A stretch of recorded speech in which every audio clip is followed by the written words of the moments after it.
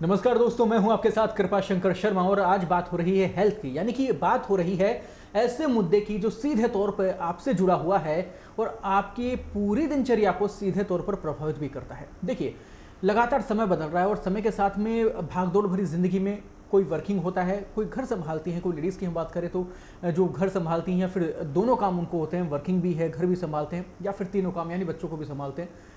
इतनी हेडक के साथ में जेंट्स की हम बात करें, हर टाइप के अलग अलग कामों में वो लोग बटे हुए हैं। तो इन सब के बीच में जब आप बात करते हैं हेल्थ की, तो ऐसा लगता है कि बहुत पीछे वो छूट जाता है और उस इशू को हम लगातार उठाते रहे हैं। हम चाहते हैं कि उस इशू के ऊपर बात हो, आप तक वो मुद्दे पहुँचें, आप तक वो सारी चीज़ें पहुँचें जिनके ज़रिए आप इतने सारे भारी भरकम जो आपकी भागदौड़ है उसके दौरान भी आप फिट रहें। तो वो तरीका क्या है?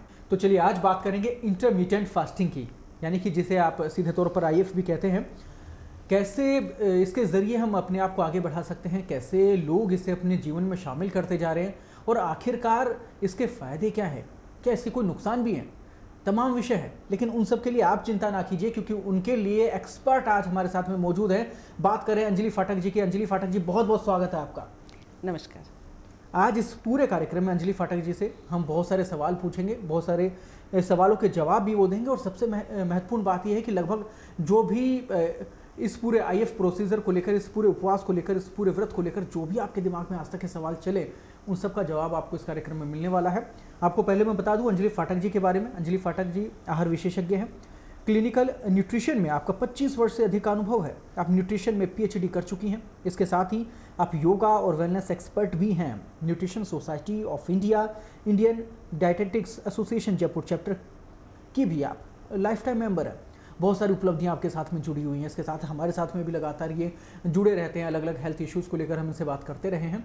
तो आज ये महत्वपूर्ण जो मुद्दा है इसको लेकर हम चर्चा की शुरुआत करते हैं। मैडम, सबसे पहले तो ये बताइए कि आखिरकार आईएफ होता क्या है, क्या ये फास्टिंग का प्रोसीजर है, कैसे इसका इजाद हुआ, कैसे इसकी शुरुआत हुई? बेसिकली इंटरमिटेंट फास्टिंग जो है वो समय अंतराल से खाना, मतलब पर्टिकुलर एक एग्जैक्ट टाइम है आपका जिसमें कि आपको खाना है और उसके बाद जो रेस्ट ऑफ द टाइम है उसमें आपका फास्टिंग रहेगा। जो इंटरमिटेंट फास्टिंग है वो कोई आज का न्यू फैशन नहीं है। इंटरमिटेंट फास्टिंग का आयुर्वेद से ही महत्व है। बहुत प्राचीन समय से ही हमारे यहाँ जो है वो इंटरमिटेंट फास्टिंग किया जाता है। हमारे जो लोग हैं, मतलब हमारे जो पहले के लोग हैं, वो भी अपना वीकली फास्ट करते थे या कई फेस्टिवल्स में भी हम फास्टिंग देखते तो वहाँ पर भी इंटरमिटेंट फास्टिंग होता है। जैसे कि अपन तीज का फास्ट करते हैं या कोई भी जैसे वीकली फास्टिंग होते हैं उनके, या कई सभी धर्मों में कुछ ना कुछ फास्टिंग उनका रहता है। कई लोग वीक में फास्ट करते हैं, कई लोग मंथ में फास्ट करते हैं, कई बार कुछ फेस्टिवल पे फास्टिंग का रहता है। तो फास्टिंग का जो महत्व है तो हमारे यहाँ वो शुरुआत से ही है। बिल्कुल अंजलि जी, आपने बहुत अच्छे तरीके से इसके बारे में बताया। अगर किसी को भी इसको लेकर कोई कन्फ्यूज़न होगा ना अंजलि जी, आज के बाद में मुझे वो नहीं लगता कि उनको कोई कन्फ्यूज़न इसको लेकर रह जाएगा। लेकिन एक आप इसके साथ में ही एक सवाल बेहद महत्वपूर्ण हो जाता है, इसी के साथ में उसका जवाब भी मिल जाए। कितने टाइप का आईएफ होता है, क्या अलग अलग तरीके से भी इसे किया जा सकता है? इंटरमिटेंट जो फास्टिंग होता है वो बहुत सारे टाइप का होता है। जैसे 12 to 12 आवर्स कर सकते हैं, मतलब 12 आवर आपका ईटिंग विंडो हो गया और 12 आवर्स आपका फास्टिंग विंडो हो गया। ये होता है 12:12। फिर एक होता है आपका कि 14 और 10, मतलब 14 आवर्स आपका फास्टिंग विंडो हो गया, 10 आवर्स आपको खाना है। एक 16:8, मतलब 8 आवर्स आपका ईटिंग विंडो है और 16 आवर्स आपको फास्ट करना है। कुछ इंटरमिटेंट फास्टिंग ऐसे होते हैं जिसमें कि आपको 5 डेज आपका खाना रहता है, 2 डेज टोटल फास्टिंग रहता है। कई बार अल्टरनेट डेज फास्टिंग रहता है, कई बार वीकली फास्टिंग रहता है। इस टाइप से जो इंटरमिटेंट फास्टिंग होता है उसके बहुत सारे प्रकार हो सकते हैं। इट डिपेंड कि आपको मतलब किस टाइप का फास्ट ऑप्ट करना है या आपकी बॉडी किस टाइप के फास्ट को अलाउ कर रही है। इंटरमिटेंट फास्टिंग की बात हो रही है। अभी आपने ये भी जाना कि एक्चुअल में होता क्या है, उसके बाद में आपने जाना कि इसके तरीके क्या हैं। अब एक और महत्वपूर्ण सवाल इसमें हम शामिल करने की कोशिश करते हैं कि देखिए, बहुत सारे उपवास भारतीय संस्कृति के अनुसार पहले से ही लोग फॉलो कर रहे हैं। बाकी त्यौहार के अनुसार होते हैं, किसी दिन के अनुसार होते हैं। तो अंजलि जी, क्या इसमें भी कुछ अंतर है? उन जो व्रतों को करते हैं उनमें क्या अंतर है? क्या ये फ़ायदेमंद होता है अगर हम आईएफ जो प्रोसीजर है इसको अपनाएं? इसके बेनिफिट्स क्या हैं उसके अकॉर्डिंग हम देखें तो बाकी जो व्रत करते हैं उनसे अगर हम तुलना करें तो देखिए, इंटरमिटेंट फास्टिंग में बेसिकली जैसे मैंने आपको फर्स्ट क्वेश्चन के आंसर में बताया था कि कुछ पर्टिकुलर टाइम पीरियड में ही आपको खाना है और अदर टाइम पीरियड में आपको उपवास करना है, तो वो आपकी फास्टिंग वाली विंडो हो जाती है। लेकिन ये जो फास्टिंग के जो होते हैं, मतलब जो अपन फेस्टिवल के टाइमिंग्स पे करते हैं या वीकली फास्टिंग करते हैं, तो उसमें कई बार ऐसा भी होता है कि हम मॉर्निंग के टाइम पे सागार कर लेते हैं, कुछ फास्टिंग की चीज़ें भी खा लेते हैं और फिर इवनिंग में आप खाना खा लेते हैं। मतलब उस समय आप दिन भर में कुछ ना कुछ, भले ही वो फास्टिंग का खाते हैं लेकिन खाते हैं, और इवनिंग के टाइमिंग्स में आप पूरा फुल जो आपका नॉर्मल डाइट होता है वो खाते हैं। तो ये बेसिक अंतर तो इसमें ये वाला नोटिस किया जाता है। ये बेसिक अंतर इसमें बताया गया है। इसके साथ ही एक और जो प्रचलित सा जवाब लोगों का होता है, कई बार लोगों से सुनने को मिलता है जब उनसे पूछा जाता है कि आप व्रत करते हैं क्या, कोई उपवास रखते हैं क्या, तो वो बोलते हैं नहीं नहीं हम तो इन चीज़ों को मानते नहीं, खाते पीते मस्त रहते हैं। ऐसे लोगों के लिए एक सवाल है अंजलि जी कि क्या वाकई में व्रत बहुत ज़्यादा ज़रूरी हो जाता है, और जब हम बात करें आईएफ की तो वो उनके लिए कितना लाभदायक हो सकता है, स्वास्थ्य में क्या परिवर्तन उससे हो सकते हैं, ये आप एक बार दर्शकों को बताएं। देखिए कृपाशंकर जी, इस पे बहुत सारी जो है रिसर्चेस हो चुकी हैं कि जो इंटरमिटेंट फास्टिंग है वो आपके हेल्थ के लिए काफ़ी बेनिफिशियल है। सबसे फर्स्ट जो उसका बेनिफिट्स है वो है आपकी बॉडी को डिटॉक्स करने का काम करता है, आपके लिवर को क्लीन रखने का काम करता है, जिससे कि बॉडी के सभी ऑर्गन्स प्रॉपरली वर्क कर सके। सो बॉडी का डिटॉक्सिफिकेशन प्रोसेस बहुत अच्छे से हो जाता है। सेकेंड है कि यदि किसी को इंसुलिन रेजिस्टेंस की प्रॉब्लम है, सो इंसुलिन की सेंसिटिविटी को वो प्रॉपरली सेट करने का काम करता है। सो इंसुलिन को मेंटेन करने का काम या ब्लड शुगर को मेंटेन करने का काम बॉडी के अंदर वो करता है। कई जो कार्डियक रिलेटेड पेशेंट्स हैं, उनको कार्डियक प्रॉब्लम्स हैं या उनके कोलेस्ट्रॉल ज़्यादा बढ़े हुए हैं या ब्लड प्रेशर की प्रॉब्लम है, तो उनके लिए काफ़ी अच्छा है ये इंटरमिटेंट फास्टिंग। जिनको गट हेल्थ से रिलेटेड प्रॉब्लम्स होती हैं उनके लिए भी फास्टिंग बहुत अच्छा है, क्योंकि उस पर्टिकुलर विंडो में उनके जो डाइजेस्टिव सिस्टम है या स्टमक है उनको रिलीफ मिल जाता है, तो वो प्रॉपरली वापस अच्छे से वर्क कर पाते हैं और अच्छे एफर्ट्स अपने दे पाते हैं। सो उन लोगों के लिए भी काफ़ी अच्छा है ये इंटरमिटेंट फास्टिंग। कई न्यूरोलॉजिकल रिलेटेड जो प्रॉब्लम्स हैं उनके लिए भी काफ़ी रिसर्चेस में देखा गया है कि उनके लिए भी इंटरमिटेंट फास्टिंग काफ़ी अच्छा है। जिनको वेट लॉस के लिए जाना है या जिनको हार्मोन से रिलेटेड प्रॉब्लम्स हैं, उन सभी के लिए जो है, क्योंकि ये बॉडी के अंदर इन्फ्लेमेशन को दूर करता है। बॉडी के अंदर जितना भी फैट का डिपोजिशन होता है, तो उस समय जो बॉडी जो आपका सेफ फैट है या जो स्टोरेज फैट है उससे एनर्जी देने का काम करता है। सो इस बर्निंग की जो फैट बर्निंग की प्रोसेस है उससे बॉडी का जो कैलोरीज बर्न होता है और वेट लॉस का प्रोसेस होता है। सो इसके लिए भी इंटरमिटेंट फास्टिंग काफ़ी अच्छा है। सो देखा जाए तो इंटरमिटेंट फास्टिंग के बहुत सारे फायदे हैं यदि उसको प्रॉपरली और सही मेथड से, सही मार्गदर्शन से किया जाए।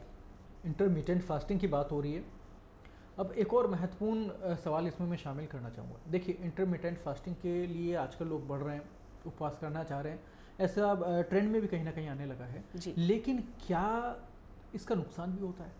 क्या इसके कोई साइड इफ़ेक्ट्स भी हैं? क्या अगर कुछ तरीका ऐसा हो जो हम नहीं अपनाते हैं इसमें तो हमें नुकसान हो सकता है, हमारी बॉडी को प्रॉब्लम हो सकती है, क्या ऐसा भी इसमें कुछ है? अंजलि जी ये भी बताएं। इंटरमिटेंट फास्टिंग यदि प्रॉपर मैनर में किया जाए तो वो बॉडी के लिए बहुत बेनिफिशियल है। सबसे पहले मैं उन लोगों से कहना चाहूँगी जो लोग कि इंटरमिटेंट फास्टिंग स्टार्ट कर रहे हैं, उनको सबसे पहले अपने डॉक्टर से, अपने न्यूट्रिशनिस्ट से अपना चेकअप कराना चाहिए। आपकी बॉडी की प्रेजेंट कंडीशन क्या है उसको चेक करना चाहिए। कुछ पर्टिकुलर डिजीजेस जैसे कि अपन डायबिटीज़ की बात करते हैं, यदि आपको डायबिटीज़ है और टाइप 1 डायबिटीज़ है, तो जहाँ पर कि इंसुलिन की रिक्वायरमेंट रहती है, एकदम शुगर लेवल आपका ड्रॉप डाउन जाता है, उन लोगों को बहुत ध्यान रखने की ज़रूरत है। प्रेग्नेंट लेडीज़, लैक्टेटिंग वुमेंस, उनको बहुत ध्यान रखने की ज़रूरत है। जिनको कि अल्सर से रिलेटेड प्रॉब्लम है या एसिडिटी काफ़ी सीवियर रहती है या गट रिलेटेड इश्यूज़ हैं या जो लोग कैंसर पेशेंट्स हैं, उन सबको किसी के सुपरविजन के अंदर ही इंटरमिटेंट फास्टिंग करना चाहिए। और इंटरमिटेंट फास्टिंग करने के भी कुछ रूल्स होते हैं कि आपको जो है वो फास्टिंग की जो विंडो है वो ग्रेजुअली बढ़ानी है। मतलब ऐसा नहीं है कि यदि आपकी फ्रेंड 16 आवर्स की फास्टिंग से स्टार्ट कर रही है तो आप भी उससे ही करें। आप जो शुरुआत है वो 1 day fasting, 2nd day fasting, उसमें कुछ आवर्स फास्टिंग करें, फिर आप ग्रेजुअली स्टार्ट कीजिए। जैसे कि आप 12 आवर्स कर सकते हैं, फिर 14 आवर्स कर सकते हैं, फिर आपका 16 आवर्स का जो विंडो है उसको आप फॉलो कीजिए। फिर आप उसके अकॉर्डिंग अपना फास्टिंग पीरियड बढ़ाते जाएं। यदि आपकी बॉडी ऐसी कोई साइन देती है, लाइक बहुत ज़्यादा डिजीनेस होना या एनर्जी लॉस होना, वीकनेस फील होना, बहुत ज़्यादा माइग्रेन की प्रॉब्लम होना, या कई बार ब्लड प्रेशर भी यदि आपका अप एंड डाउन होता है, सो उस कंडीशन के अंदर आपको इमीडिएटली उस फास्ट को ब्रेक करना चाहिए और उस कंडीशन में आपको डॉक्टर से कंसल्ट करना चाहिए। और इवन ये मैं कहना चाहूँगी कि जब आप इंटरमिटेंट फास्टिंग कर रहे हैं, सो आप एक क्लिनिकल न्यूट्रिशनिस्ट से अपना डाइट प्लान ज़रूर बनवाएं जिसको कि प्रॉपर नॉलेज हो इंटरमिटेंट फास्टिंग की, जिससे कि आप यदि उसके सुपरविजन में करते हैं तो आप उस फास्ट को प्रॉपरली कर पाएंगे और वो नेचुरली आपको बताएंगे कि आपके फास्टिंग विंडो में भी यदि आपको कोई प्रॉब्लम हो रही है तो आपको कौन सी ऐसी चीज़ लेना है। और फास्टिंग विंडो में कभी भी पानी का इंटेक नहीं रोकें, क्योंकि बॉडी का हाइड्रेट रखना बहुत ज़रूरी है। यदि बॉडी जो है आपके हाइड्रेट कंडीशन में नहीं रहती है तो आपको कई बार बहुत ज़्यादा सीवियर हेडेक की प्रॉब्लम या एसिडिटी से रिलेटेड प्रॉब्लम्स आ सकती हैं। अंजलि जी, माना जाता है कि इंटरमीडिएट फास्टिंग की जो हम बात कर रहे हैं, इस उपवास की बात करें, IF की हम बात करें, इसमें जो आवर्स का पूरा शेड्यूल है जी, जिसमें ये पूरा बांटा जाता है 16 घंटे, 12 घंटे, 8 घंटे, 4 घंटे, जैसे भी हो, तो जैसे इसको बांट के फिर इसकी शुरुआत की जाती है, तो क्या इन 16 घंटे के दौरान, यानी कि अगर किसी ने 16 घंटे के लिए IF को फॉलो किया तो 16 घंटे में उसको कुछ भी नहीं खाना, क्या ऐसा है? या फिर उसे कुछ भी नहीं पीना, या 8 घंटे का अगर वो लेकर चलता है तो वो ये बिल्कुल मान के चले कि उस 8 घंटे के दौरान वो कुछ भी ना खाए? ये जो डाउट है इसे भी आप थोड़ा सा क्लियर कीजिए, ऐसा ना हो कि बिल्कुल एक साथ अचानक से कोई छोड़ दे और फिर उसका नुकसान उसको हो जाए। देखिए, ईटिंग के भी बहुत रूल्स होते हैं। यदि आप इंटरमिटेंट फास्टिंग कर रहे हैं तो फास्टिंग विंडो की यदि हम पहले बात करते हैं तो फास्टिंग विंडो में आपका वाटर अलाउड होता है, आपको आप पानी अच्छे से ले सकते हैं। उसके अलावा भी कुछ जो लिक्विड्स हैं जैसे कि लेमन वाटर, वो आप अपने डाइट के अंदर रख सकते हैं। कोकोनट वाटर आप अपने डाइट में रख सकते हैं। ज़रूरत पड़ती है तो डाइल्यूटेड फ्रेश फ्रूट जूसेस को आप रख सकते हैं। वैसे अलाउड नहीं होता, लेकिन यदि आपको कई बार बहुत वीकनेस हो रही है या हेडेक हो रहा है, सो वो आप ले सकते हैं। ग्रीन टीज़ ले सकते हैं। कुछ स्पाइसेस वाटर जैसे कि फेनल सीड्स का वाटर लीजिए, जिससे कि आपको डाइजेशन के लिए भी काफ़ी हेल्प रहेगी। एप्पल साइडर विनेगर आप ले सकते हैं। मतलब जो आपकी बॉडी को सूट करता है, जितना उसका कॉन्सेंट्रेशन सूट करता है उतना लीजिए, पर रेगुलरली वाटर इंटेक ज़रूर रखिए, जिससे कि बॉडी के अंदर ब्लड सर्कुलेशन प्रॉपर रहेगा और आपको उस टाइप की प्रॉब्लम नहीं रहेगी। सेकंड, यदि फास्टिंग विंडो की बात नहीं करके अब हम बात करते हैं ईटिंग विंडो की। ईटिंग विंडो में भी खाने के कुछ रूल्स हैं। ईटिंग विंडो का मतलब ये नहीं है कि आप कुछ भी खा सकते हैं, कितने भी अमाउंट में खा सकते हैं। सबसे पहले तो पोर्शन कंट्रोल की बात ज़रूर करनी है। ईटिंग विंडो में भी आपका जो रेगुलर पोर्शन साइज़ जो कि आपका न्यूट्रिशनिस्ट ने आपको रिकमेंड कर रखा है आपकी कैलोरीज के अकॉर्डिंग, वो आपको फॉलो करना है। उसमें कुछ इंपॉर्टेंट चीज़ें ज़रूर है। वो डाइट आपका बैलेंस डाइट होना चाहिए। उसमें आपका प्रोटीन सोर्सेज काफ़ी अच्छे होना चाहिए, कॉम्प्लेक्स कार्ब्स रहना चाहिए, सीजनल वेजिटेबल्स, फ्रूट्स, इनका बहुत अच्छा कॉम्बिनेशन होना चाहिए। नट्स और सीड्स जो कि गुड फैट्स हैं वो आपके डाइट में होना चाहिए। प्रोबायोटिक्स आपके डाइट में होना चाहिए, जैसे कि कर्ड है, बटर मिल्क है, इस टाइप की चीज़ें, फर्मेंटेड चीज़ें आप अपने डाइट में रख सकते हैं जो कि आपके डाइजेशन के लिए काफ़ी हेल्पफुल हैं। सो ये एक पूरा फुल आपका मील होना चाहिए और आप प्रॉपरली बैठ करके विदाउट स्ट्रेस कंडीशन के अंदर उस डाइट को खाइए। तो ये आपके जो ईटिंग के जो रूल्स हैं वो आपके ईटिंग विंडो के लिए भी आपको एप्लीकेबल करने होंगे।